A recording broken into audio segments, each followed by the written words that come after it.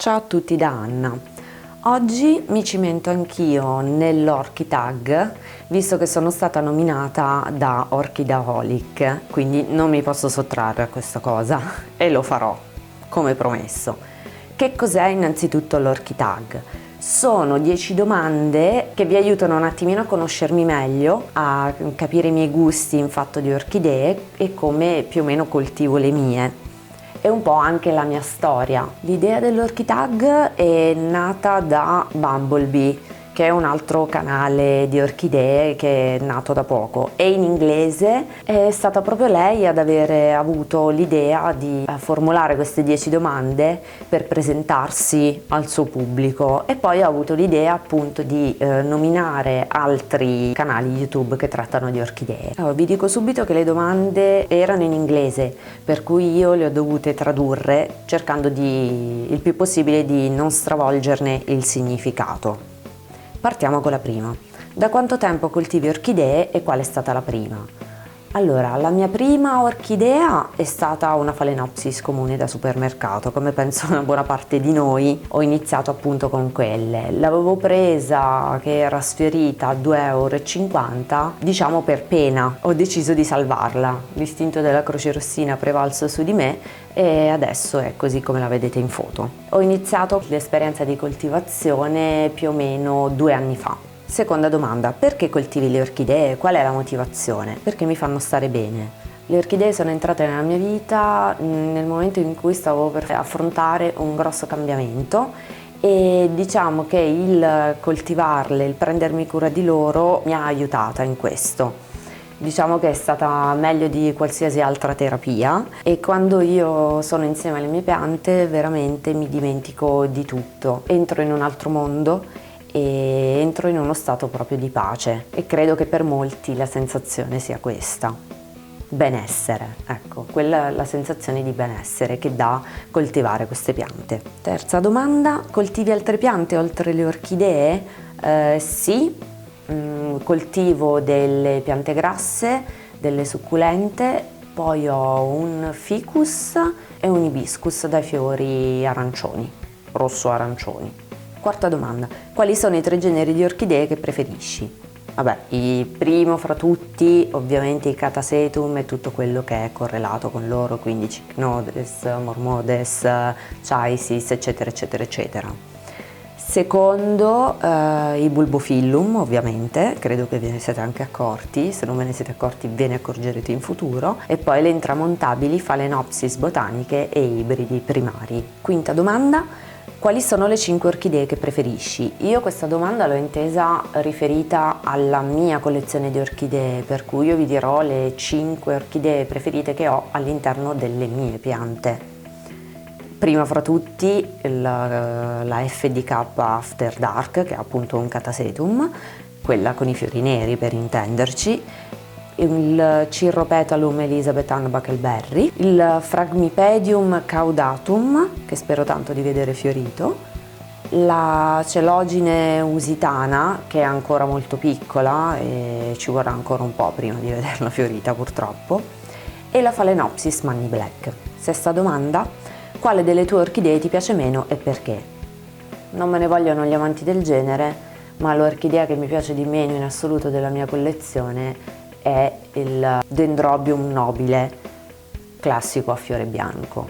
Ne ho un esemplare, mi dispiace darlo via perché è comunque una bella pianta molto grande, però onestamente a me i fiori bianchi non piacciono molto, non hanno molto appeal per me, però lo tengo, diciamo, perché comunque è una delle prime orchidee che ho comprato, ci sono legata sentimentalmente, ecco.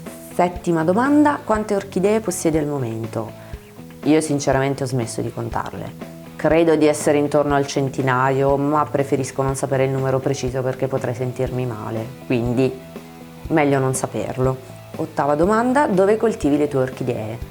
Allora, la parte della stanza principale è questa, come potete vedere, qui c'è la maggior parte delle mie orchidee da intermedio caldo. Oltre a questa vi ho parlato spesso di un'altra finestra in una stanza più fresca dove tengo le piante da intermedio punto fresco.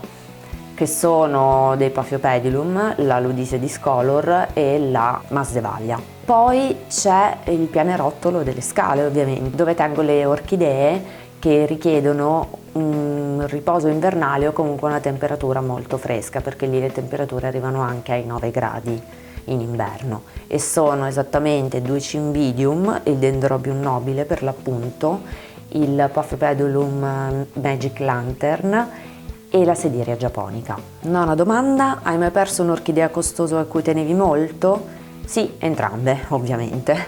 Allora, l'orchidea più costosa che ho perso è un Paphiopedilum bellatulum, che mi era costato giusto 30 euro, così, una cifretta da nulla, e purtroppo l'ho perso per una mia disattenzione. L'ho bagnato troppo quando non avrei dovuto e addirittura non mi ero accorta che era ristagnata dell'acqua in una delle foglie, per cui è proprio marcito completamente.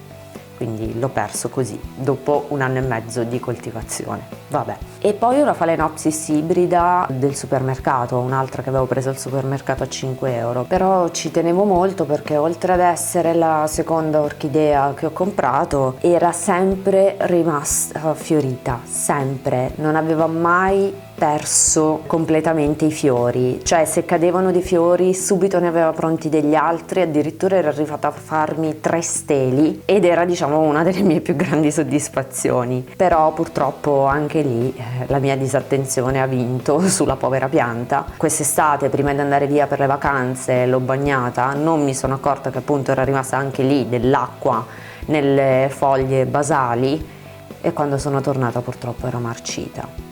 E mi è dispiaciuto davvero tanto, ahimè. 10ª domanda: quale orchidea hai nella tua wish list? Allora, premettendo che, come vedete, lo spazio è quello che è, lo so, lo dico sempre, però è vero, non riesco davvero ad immaginare di poter prendere altre piante, o almeno non piante di una certa grandezza. Comunque, detto questo, nella mia wish list ci sarebbero la Arella retrocalla, che comunque è una orchidea in miniatura veramente molto molto piccola e dai fiori profumatissimi, e quella, diciamo, che sono molto propensa a prenderla, anzi quasi sicuramente la prenderò. Poi la Cattleya Dowyiana aurea, che comunque, a detta di molti, anche molto più esperti di me, è abbastanza rognosetta, però ha dei fiori meravigliosi, è veramente stupenda. E poi vabbè, tutti i Catasetum e piante di questo genere che mi capitano sotto mano, perché io li adoro, e per quelli uno spazio veramente, a costo di andare a dormire fuori, io lo trovo. Per l'Orchitag è tutto, spero che queste domande vi aiutino a conoscermi un po' meglio e a farvi capire un po' quali sono i miei gusti fatto di orchidee, appunto. Se questo video vi è piaciuto, non siate pigri, dategli un bel pollice in su e, mi raccomando, condividetelo. E non dimenticate inoltre di seguirmi anche sugli altri social: Facebook, Instagram e Twitter. Ciao ciao, alla prossima!